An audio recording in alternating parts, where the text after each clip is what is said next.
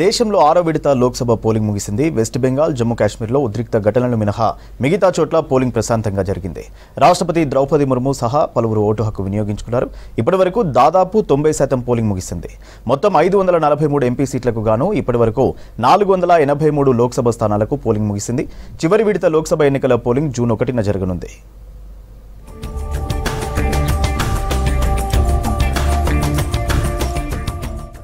దేశవ్యాప్తంగా 6వ దశ సార్వత్రిక ఎన్నికల పోలింగ్ ముగిసింది. 2-3 చోట్ల ఘర్షణలు మినహా మిగతా ప్రాంతాల్లో పోలింగ్ ప్రశాంతంగా జరిగింది. మొత్తం 6 రాష్ట్రాలు, 2 కేంద్రపాలిత ప్రాంతాల్లోని 58 లోక్సభ స్థానాలకు ఓటింగ్ జరిగింది. సాయంత్రం 5 గంటల వరకు 57.7% ఓటింగ్ నమోదైంది. అత్యధికంగా వెస్ట్ బెంగాల్లో 77.99%, అత్యల్పంగా జమ్మూ కాశ్మీర్లో 51.35% ఓటింగ్ రికార్డైంది. ఇక జార్ఖండ్లో 61.41%, ఒడిశాలో 59.60%, హర్యానాలో 55.93%, బీహార్లో 52.24%, ఢిల్లీలో 53.73%, ఉత్తరప్రదేశ్లో 52.02% ఓటింగ్ నమోదైంది.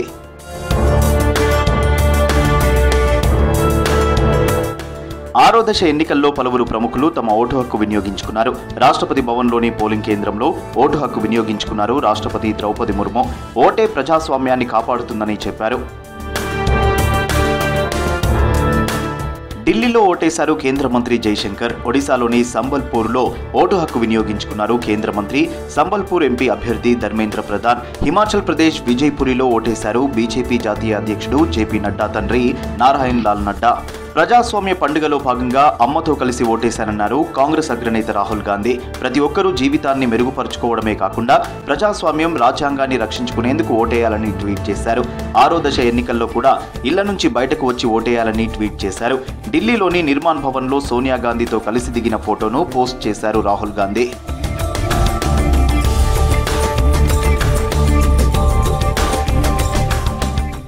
రాజ్యాంగ పరిరక్షణ కోసం ఓటేశామన్నారు కాంగ్రెస్ అగ్రనేత ప్రియాంక గాంధీ. సార్వత్రిక ఎన్నికల 6వ దశ పోలింగ్ లో భాగంగా ఢిల్లీలోని పోలింగ్ బూత్ లో తమ ఓటు హక్కును వినియోగించుకున్నారు ప్రియాంక. రాజ్యాంగాన్ని కాపాడటం కోసం రాహుల్ ఆమ్ ఆద్మీ పార్టీకి, కేజ్రీవాల్ కాంగ్రెస్ కు ఓటేశారని తెలిపారు. ప్రియాంక గాంధీ కొడుకు, కూతురు కూడా ఓటేశారు. రైహాన్, రాజీవ్ వాద్రా, మిరాయా వాద్రాలు తమ ఓటు హక్కు వినియోగించుకున్నారు. పోలింగ్ బూత్ లో క్యూ లైన్ లో నిలబడి ఓటేశారు. 400 पार काफी समय से कहा नहीं है उन्होंने।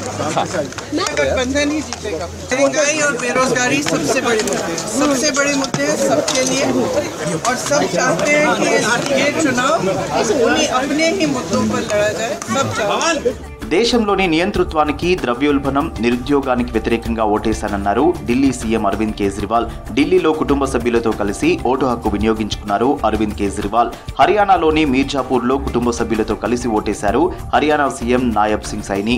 అటు ఒడిశాలో సీఎం నవీన్ పట్నాయక్ ఓటు హక్కు వినియోగించుకున్నారు.